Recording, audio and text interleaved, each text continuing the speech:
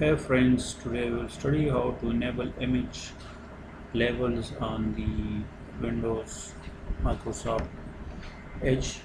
So let's start. We get to the settings of Edge and then we get to the accessibility.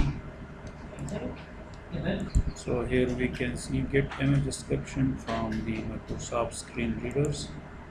We have enabled it.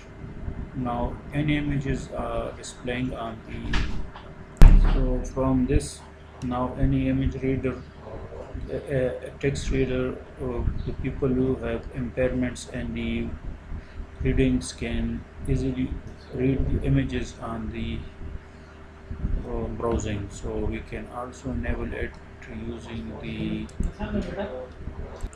so now we have to access it from the Edge extension menu.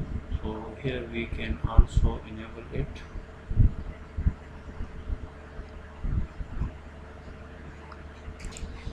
So now as we can see we have to enable it from screen reader support, so from this menu it can also be enabled.